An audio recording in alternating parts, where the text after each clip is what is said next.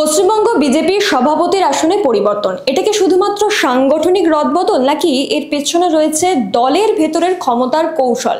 কেন শুভেন্দু অধিকারীর মতন প্রথম সারির নেতা নয়, কেন তুলনামূলকভাবে শান্ত নেতা শ্রমিক ভট্টাচার্যকে বঙ্গ বিজেপির সভাপতির পদে বসানো হলো? বিজেপির এই শ্রমিক পদক্ষেপের পেছনে কোন রাজনৈতিক কৌশল লুকিয়ে রয়েছে, বা 2026-এর নির্বাচনে এই কৌশল কতটা গুরুত্বপূর্ণ হতে চলেছে, এই নিয়ে আজকে আলোচনা করবো। আমার সঙ্গে রয়েছে আমার সহকর্মী পঞ্চানন। দাদা, শ্রমিক ভট্টাচার্যকে রাজ্য বিজেপির সভাপতি পদে আনা হলো, যে জল্পনাটা চলছিল যে সুকান্ত মজুমদারকে রাখা হতে পারে 2026-এর নির্বাচনের আগে, সেই জল্পনার অবসান ঘটিয়ে শ্রমিক ভট্টাচার্য, তিনি তুলনামূলকভাবে শান্ত আমরা দেখেছি, যদিও তিনি দলের মুখপাত্র হয়ে সাংবাদিকদের সামনে বৈঠক, মানে সমস্ত সাংবাদিক বৈঠক তিনি করেছেন, কিন্তু তা সত্ত্বেও শুভেন্দু অধিকারী তিনি এত বড় একটা মুখ এই মুহূর্তে দাঁড়িয়ে বিজেপির, সেক্ষেত্রে দাঁড়িয়ে কেন শুভেন্দু অধিকারী নয়, কেন শ্রমিক ভট্টাচার্যকে সভাপতি করা হলো? এবং দিলীপ ঘোষকে নিয়েও জল্পনা ছিল, কেন দিলীপ ঘোষকেও বাদ দেওয়া? দেখো, বিজেপি কমিউনিস্ট পার্টি এরকম রেজিমেন্টেড পার্টি, খুব সিস্টেমেটিক দল। কমিউনিস্ট পার্টির একটা বক্তব্য আছে, কেউ যদি পলিট ব্যুরো মেম্বার না হয় তাহলে তাকে রাজ্য সম্পাদক করা হয় না, যেরকম মোহাম্মদ সেলিম যে কারণে হয়েছিলেন। একইভাবে অলিখিতভাবে বিজেপির মধ্যে একটা ট্রেন্ড আছে, আরএসএস ব্যাকগ্রাউন্ড না থাকলে কেউ পশ্চিমবঙ্গের দায়িত্ব পাবে না, এটা অলিখিত নিয়ম। এবার এটার বিরুদ্ধে কেউ কথা বলতে পারে, কিন্তু অলিখিত নিয়ম। প্রথম কথা, শ্রমিক ভট্টাচার্য সেই কারণে। তবে আমার মনে হয়েছে যেটা, অনেকগুলো ফ্যাক্টর তো ডেফিনেটলি আছে, আমি বলারও চেষ্টা করব। সব থেকে বড় ফ্যাক্টর হচ্ছে 2021-এ একটা বিরাট অংশের বিজেপির সাধারণ পার্টি ওয়ার্কার যারা, তারা তো প্রায় ভেবে ফেলেছিল যে বিজেপি ক্ষমতায় আসতে চলেছে। এক শ্রেণীর সংবাদ মাধ্যমও তাদের রিপোর্টে দেখিয়ে দিয়েছিল। তারপরেও তাদের যে বিরাট ভরাডুবি, এটা ঠিক, তারা প্রথমবারের জন্য পশ্চিমবঙ্গের বিধানসভার বিরোধী দলে জায়গা পেয়েছে, মর্যাদা পেয়েছে, এটাও তো ঠিক, তারা ক্ষমতায় আসতে পারেনি। এই যে বিরাট, তারা বলে নিজেদেরকে ভারতবর্ষের সব থেকে বড় রাজনৈতিক দল, পৃথিবীর সব থেকে বড় রাজনৈতিক দল, নরেন্দ্র মোদী, অমিত শাহ, জেপি নাড্ডা, দিলীপ ঘোষ, শুভেন্দু অধিকারী, এরকম অনেক, তখন তো সুকান্ত মজুমদার ছিলেন না, এই বিরাট এত প্রবল প্রতিপত্তি, যোগী আদিত্যনাথ, এরা প্রত্যেকে পশ্চিমবঙ্গে এসছে, প্রচার করেছে, তারপরেও হেরে গেছে বিজেপি। এবং সেই সময়ে একটা বড় নেতৃত্ব ছিল, যার নাম আমি বলতে মিস করলাম, এটা মুকুল রায়। এই যে এত বড় বড় নেতা, নেতৃত্ব, টাকা পয়সা, বৈভব, নির্বাচনী বৈভব, তারপরেও বিজেপি যখন হেরে যায়, তখন কিন্তু 2021 পরবর্তী সময় থেকে পশ্চিমবঙ্গ বিজেপির মধ্যে অনেকগুলো গোষ্ঠী দ্বন্দ্ব শুরু হয়ে যায়। একদিকে যেমন মুকুল রায় ছিলেন, মুকুল রায় তারপর আবার তৃণমূলে গেলেন, বিজেপিতে এলেন, বুঝতে পারলাম শরীর খারাপ হয়ে গেল তার। আর একটা লবি, বিরাট একটা লবি, শুভেন্দু অধিকারী আস্তে আস্তে উঠে এলেন, কারণ সেই সময় 2021-এ শুভেন্দু অধিকারী মমতা বন্দ্যোপাধ্যায়কে হারিয়ে দিলেন নন্দীগ্রামে, এটা বড় ফ্যাক্টর।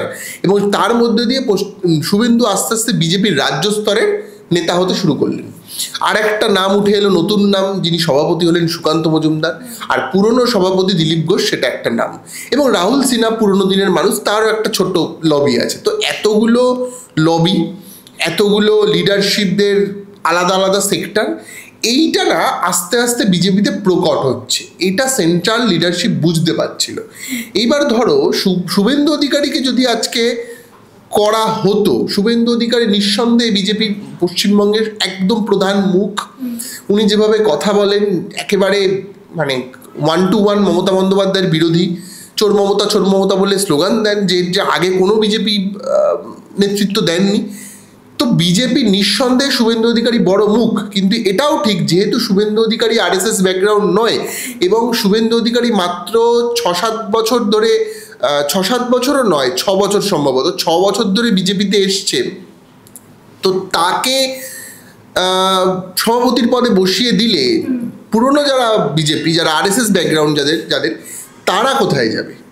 তারা তো সেই আবার একটা অ্যান্টি শুভেন্দু লবিতে পরিণত হবে, যে যারা সুকান্ত মজুমদারের সাথে ছিল, যারা দিলীপ ঘোষের সাথে ছিল। তো ফলত এমন একটা মুখ বিজেপির প্রয়োজন ছিল, যে মুখটা এই সমস্ত রকম লবিকে ব্যালেন্স করতে পারে। লবিকে ব্যালেন্স করতে গেলে এমন একটা মানুষকে প্রয়োজন হয় যে কোনো লবিতে নেই। এইবার যে কেউ বলতে পারে, তাহলে শ্রমিক ভট্টাচার্য কেন? তাহলে সাধারণ একজনকে, কাউকে একটা দিয়ে দেওয়া যেত। সাধারণ একজনকে দিলে যেটা হতো, তার কথা শুভেন্দু, সুকান্ত, দিলীপ শুনতো না। শ্রমিক ভট্টাচার্য পুরনো নেতা, 40 বছর ধরে বিজেপি করে। 1974 সাল থেকে শ্রমিক ভট্টাচার্য RSS এর মানুষ, নিজে WBCS পরীক্ষা দিয়ে পাশ করে ছেড়ে রাজনীতি করতে এসেছিলেন। জানলে অবাক হবে, অটল বিহারী বাজপেয়ীর যে কোনো বক্তৃতা মুখস্থ গল করে বলে দিতে পারেন এই শ্রমিক ভট্টাচার্য। ফলত তার অনেস্টি, তার পড়াশুনো, তার মেধা, তার বাচনভঙ্গির বহু বিজেপির নেতৃত্ব ফ্যান। এবং সত্যি কথা বলতে তার কিন্তু কোনো সেই অর্থে বিরাট লবি নেই। এবং যেহেতু তার কথা সবাই শোনেন প্লাস তার লবি নেই, এমন একটা মানুষকে বিজেপি তুলে আনতে চেয়েছিল। এবং নতুন কোনো মুখ দিয়ে যেটা অসুবিধা হতো, মাত্র 10 মাস বাকি হচ্ছে বিধানসভা নির্বাচনে। এবার একজন সভাপতি হওয়ার পর তাকে বিভিন্ন জেলা ভিজিট করতে হবে, মানুষের সাথে মিশতে হবে, গোটা পশ্চিমবঙ্গ ঘুরে বেড়াতে হবে, তাকে পরিচিত হতে সময় লাগবে। এটা তো সময় নেই বিজেপির হাতে। আর এমন একজনকে তাই প্রয়োজন ছিল যার গ্রহণযোগ্যতা পশ্চিমবঙ্গের সর্বস্তরের বিজেপি কর্মীদের মধ্যে আছে। আর 2, তিনি কোনো লবির বাইরে। ফলত আমার মনে হয়েছে শ্রমিক ভট্টাচার্য সেই দিক থেকে একেবারে মানে তার বিরুদ্ধে থাকার মতো আর কোনো মুখ আমার মনে হয় ছিল না, এটা মানে অন্তত লবিটকে আটকাতে। আর আরেকটা যে বিষয় আমরা দেখেছি যে এর আগে পশ্চিমবঙ্গে যে কজন বাম আমলের কথা বলছি, সিদ্ধার্থ শঙ্কর রায় হোক, জ্যোতি বসু হোক, বুদ্ধদেব ভট্টাচার্য, প্রত্যেকেই কলকাতায় বসবাসকারী। মমতা বন্দ্যোপাধ্যায় তিনিও কলকাতার। এবং বিজেপির যারা এর আগে হয়েছিলেন রাজ্য সভাপতি, সুকান্ত মজুমদার হোক বা দিলীপ ঘোষ হোক, তারা কিন্তু কলকাতার নন। সেই কারণে কি মানে এইটা কি কোনো একটা কারণ হতে পারে যে কলকাতার মুখকে বেছে নেওয়া? হ্যাঁ, এটা ঠিক। প্রথম কথা, কলকাতার মানুষ বেছে নেওয়ার ক্ষেত্রে তুমি যে নামগুলো বললে, সুকান্ত মজুমদার, শুভেন্দু অধিকারী, দিলীপ ঘোষ, দুজনে মেদিনীপুর, একজন উত্তরবঙ্গের বালুরঘাট। কিন্তু রাহুল সিনহা কিন্তু কলকাতার মানুষ ছিলেন, এটাও ঠিক।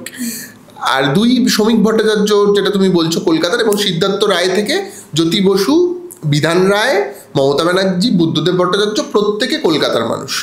তো কলকাতা তো রাজধানী, এবং কলকাতার মানুষের প্রতি কলকাতা তো বটেই, পশ্চিমবঙ্গের মধ্যবিত্ত যে মনন তার একটা আস্থা আছে।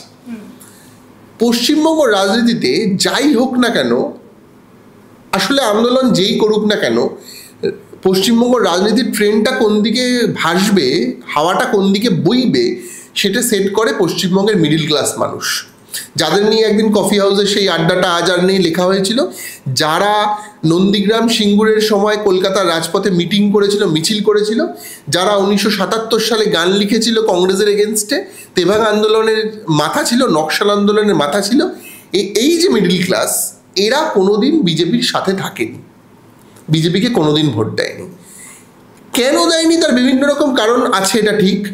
কলকাতার মানুষ হলেই যে সাধারণ তারা ভোট দেবে এটাও ঠিক নয়। তবে এটা ঠিক, এই মধ্যবিত্ত মানুষ শিক্ষিত মুখকে সামনে দেখতে চায়। শ্রমিক ভট্টাচার্য সেক্ষেত্রে একটা অপূরণীয় বিজেপির ক্ষেত্রে, কারণ ওনার মতো শিক্ষিত মানুষ বিজেপিতে কম আছেন অন্তত মনে করা হচ্ছে। আরও অনেক ছিল, এটা ঠিক, অনির্বাণ গাঙ্গুলিই ছিল, বিজেপিতে ছিল না এরকম নয়।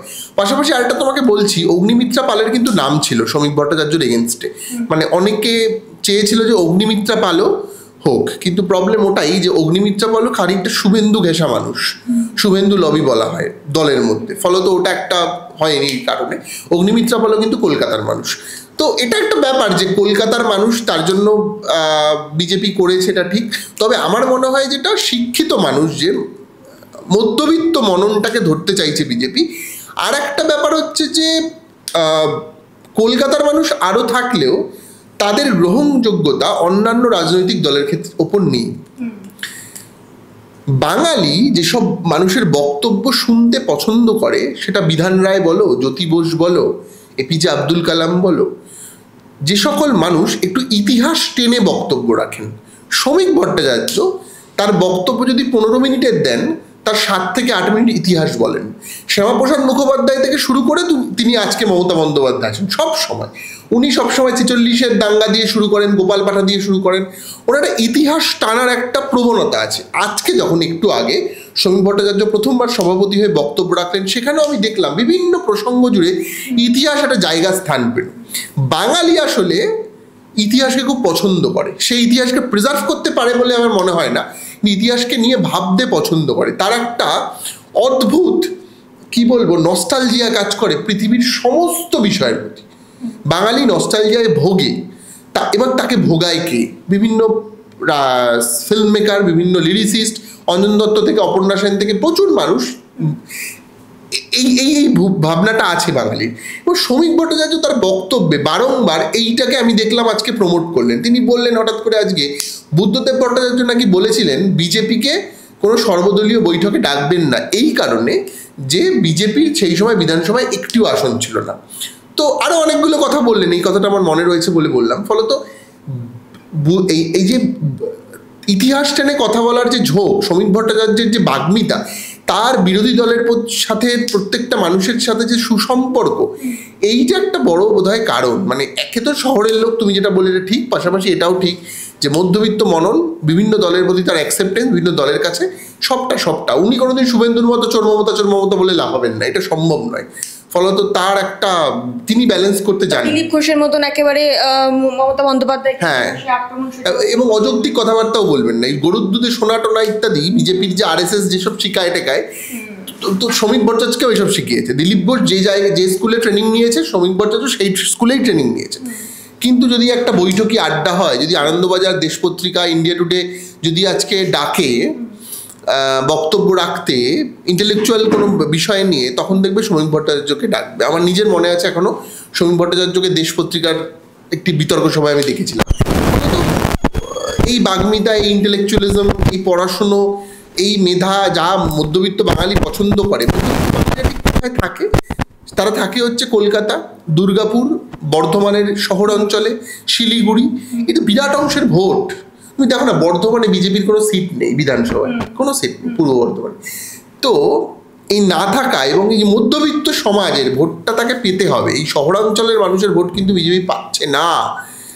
যারা একটু সেকুলার মেন্টালিটির মানুষ পাচ্ছে না, এদেরকে শ্রমিক ভট্টাচার্যকে দিয়ে একটা ব্যালেন্স করানোর মনে হয় চেষ্টা করছে বিজেপি সেন্ট্রাল লিডারশিপ। যেই শ্রমিক ভট্টাচার্যের কাঁধে বঙ্গ বিজেপি একেবারে সংগঠন সামলানোর দায়িত্ব দিল, এই শ্রমিক ভট্টাচার্য তো বিগত দিনে অনেকবারই রাজনীতিতে মানে ভোটে দাঁড়িয়ে হেরে গিয়েছিলেন। তো সেক্ষেত্রে দাঁড়িয়ে কি মনে হয় যে 2026-এর যে একেবারে গুরুদায়িত্ব শ্রমিক ভট্টাচার্যের উপর বিজেপি দিল, সেটা কি তিনি সামলাতে পারবেন? আমার মনে হয় শ্রমিক ভট্টাচার্য কিছু সামলাবেন না, উনি শুধু ব্যালেন্সটা করবেন। শ্রমিক ভট্টাচার্য ইতিহাস বলে প্রায় 3 বার হেরেছে, একবার উপনির্বাচনে জিতেছেন, এখন তিনি রাজ্যসভার MP।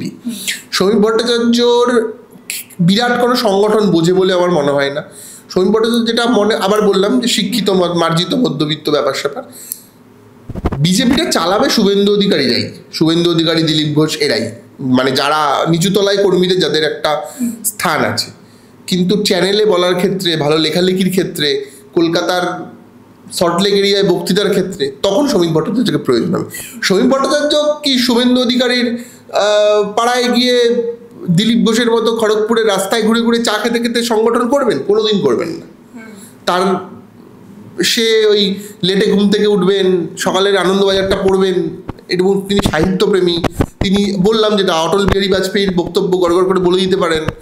এইটা হচ্ছে উনি। শুভেন্দু অধিকারী তো, শ্রমিক ভট্টাচার্য তো পড়াশুনোই করেন না। তো সংগঠন আমার মনে হয় উনি করবেন, এবং উনি বিজেপির প্রজেক্টের চিফ মিনিস্টারও নন, উনি কিছুই নন, আবার অনেক কিছুই, এবং উনি ব্যালেন্সটা করবেন। বিজেপির যে সংগঠন খুব খারাপ এটা তো নয়, কিছু কিছু জেলায় তো খুব ভালো, অন্তত মেদিনীপুরে তো খুবই ভালো। তো সেই রকম একটা জায়গায় শ্রমিক ভট্টাচার্য, সুকান্ত, দিলীপ, শুভেন্দু, এদের মধ্যে একটা ব্যালেন্স তৈরি করবেন, সবাইকে নিয়ে একসাথে চলার যে মানসিকতা বিল্ড আপ করতে যেতে পারে এমন কেউ, সেটা আমার মনে হয়। আর একটা ব্যাপার আমার যেটা মনে হয়, যেটা CPIM বারবার করে অভিযোগ করে, যে RSS চায় না বিজেপি এখানে জিতুক। RSS এর সাথে মমতা বন্দ্যোপাধ্যায়ের দীর্ঘদিনের ঘনিষ্ঠতা, RSS এর মুখপত্রতে বেরিয়েছিল, আর মমতা বন্দ্যোপাধ্যায়কে দুর্গা বলেছিল তারা। ফলত RSS যদি না চায়, তাহলে তো জিতবে না পশ্চিমবঙ্গে বিজেপি। এবং শুভেন্দু অধিকারী হচ্ছে এমন একজন মানুষ, যা বললাম যে প্রথমে তৃণমূল তার ব্যাকগ্রাউন্ড, তার আগে কংগ্রেস ব্যাকগ্রাউন্ড, RSS কোনো ব্যাকগ্রাউন্ড নেই। বিজেপি পশ্চিম যে রাজনৈতিক যে স্টাইল, আজকে যেমন শ্রমিক ভট্টাচার্য বললেন, বিজেপির কিন্তু কোনো বেঙ্গল লাইন নেই, বিজেপির একটাই লাইন, সেন্ট্রাল যে লাইন দেবে সেই লাইন। কিন্তু বেঙ্গল তো আলাদা। যখন মহাত্মা গান্ধীর কথা বলেছে গোটা দেশ, তখন বাংলা সুভাষ ঘোষ বলেছে। যখন ভারত বলেছে নেহেরু, তখন বাংলা বলেছে বিধান রায়। যখন ভারত বলেছে নরেন্দ্র মোদী পশ্চিমবঙ্গে, তখন বলেছেন মমতা ব্যানার্জি। যখন বলেছে ইন্দিরা, তখন বলেছে জ্যোতি বোস। তো বাঙালি সবসময় আলাদা থেকেছে। বাঙালি কিন্তু রক্তের রাজনীতি করতে পছন্দ করে। এই যে ভোটের সময় যে হিংসা হয়, এটা কিন্তু শুধু তৃণমূল করে না, সিপিএম এর বলে হতো, কংগ্রেসের বলে হতো। 1946 সালে অবিভক্ত ভারতবর্ষে, স্বাধীনতা পূর্ববর্তী ভারতবর্ষে 1946 সালে যে ভোট হয়েছিল, সেখানেও বুথ রিগিং, ক্যাপচারিং, বুথ দখল সব হয়েছিল, কংগ্রেস করেছিল। তো বাঙালি রক্তে এটা আছে। বিজেপি কিন্তু শুভেন্দুর স্টাইলে রাজনীতিটা করে না, পছন্দ করে না, তার জন্য শ্রমিককে রাখা হয়েছে, এটা মনে করা যেতে পারে। আর শুভেন্দু অধিকারী যে কথাগুলো সবসময় বলেন, সেটাও বিজেপি আমার মনে হয় না সেন্ট্রাল লিডারশিপ বা আরএসএস খুব একটা পছন্দ করে। তো সিপিএম এর যে বক্তব্য, সেটাকে কোথাও গিয়ে তো একটু হলেও হতেও পারে সত্যি যে বিজেপি হয়তো 26 সালে জিততে চাইছে না পশ্চিমবঙ্গে, মমতা বন্দ্যোপাধ্যায়ের উপর আস্থা রাখছেন, এবং শুভেন্দু অধিকারীকে দিলে, ক্ষমতা দিলে, তিনি হয়তো বিজেপি স্টাইলে না চালিয়ে নিজের মতো করে বাঙালির স্টাইলে রাজনীতিটা করতে চাইতো, এবং বাঙালিকে তো কোনোদিন বিজেপি ক্ষমতা দেবে না। বাঙালির মানে শ্রমিক ভট্টাচার্য বাঙালি, কিন্তু বাঙালির স্টাইলে রাজনীতি করতে তো বোধহয় দেবে না। এবং আরেকটা জিনিস আমার খুব মনে হলো আজকের বক্তব্য শুনে, শ্রমিক ভট্টাচার্য একটা কথা বললেন, যে কথাগুলো সিপিএম এর লিডারদের মুখে আমি শুনতে অভ্যস্ত, যে রথ, উল্টো রথ আর মহরম একসাথে হবে, একসাথে মিছিল হাঁটবে, কেউ কারোর বিরুদ্ধে যাবে না, কোনো মারামারি দাঙ্গা হবে না। এটাই পশ্চিমবঙ্গের রাজনীতি, এটাই পশ্চিমবঙ্গের ট্রেন্ড। এই যে সেকুলারিজমের কথা যে শুভেন্দু বলে না কোনো দিন, সেটা শ্রমিক ভট্টাচার্য যখন বলছে, তখন তো আমার মনে হচ্ছে যে মানে শুভেন্দু যে পথে বাংলা বিজেপি চালাতে চাইছে, শ্রমিক ভট্টাচার্য সেই স্টাইলে বাংলা বিজেপি চালাবে না, এবং সেন্ট্রাল লিডারশিপ আরএসএস সেটা চায় না। কিন্তু শুভেন্দু যাতে করে বিজেপি না ছেড়ে চলে যান, মোটামুটি একটা বিরোধী দলের সম্মানের জায়গায় থাকেন, তার জন্য শুভেন্দুকে নিয়েই চলবো, কিন্তু শুভেন্দু শেষ কথা বলবে না, এইটা আমার মনে হয়। আর শুভেন্দু যদি সভাপতি হয়ে যান, তাহলে শুভেন্দুই শেষ কথা বলবে। তার মানে মোদ্দা কথায় শ্রমিক ভট্টাচার্যকে রাজ্য বিজেপি সভাপতি পদে বসানোর পেছনে ভোটের রাজনীতিতে জেতার কোনো তেমন কৌশল নেই বিজেপির, মনে হয় না খুব একটা যে আছে। বিজেপির যে বেস আছে, 50-60টা সিট পাবে, কিন্তু জিততে গেলে যা করতে হবে, পশ্চিমবঙ্গ যে রাজনীতিটা দেখতে অভ্যস্ত, বুথ লেভেলে গিয়ে মানুষের সাথে মিশে, বোম মেরে, পিস্তল বার করে যে ভোটের রাজনীতি, যা বহু বছর ধরে পশ্চিমবঙ্গে হয়ে আসছে, একটা ভোট মানেই 7-8-10টা খুন, পেটো বাঁধা, যেগুলো শুভেন্দু অধিকারী এই ঘরানাতে অভ্যস্ত। শ্রমিক ভট্টাচার্য সেই ঘরানায় অভ্যস্ত নন। তো বিজেপি আমার মনে হয় না সেই ঘরানায় জিততে চাইছে। বিজেপির কি টাকা নেই, না গুন্ডামস্তান ভাড়া করার পয়সা নেই? সব আছে, কিন্তু ওরা এই স্টাইলে রাজনীতিতে লড়তে চাইছে না। আর লড়ছে না বলেই শ্রমিক ভট্টাচার্য কারণ, শ্রমিক ভট্টাচার্য নিশ্চয়ই ওই খুন, দাঙ্গা বা ওই মানে টিপিক্যাল পশ্চিমবঙ্গের যে রাজনীতি, ভোট মানেই 10টা লাশ পড়বে, বন্দুকবাজি করবে, ম্যাটাডোরে করে ছেলে এনে বুথ জাম করবে, ক্যাপচারিং করবে, এই রাজনীতি আমার মনে হয় না আরএসএস বা বিজেপি সেন্ট্রাল লিডারশিপ চাইছে। তার জন্যই শ্রমিক ভট্টাচার্যকে বসালো, এবং ওই স্টাইলের রাজনীতি না করলে পশ্চিমবঙ্গে বিজেপি কোনো জিততেও পারবে না।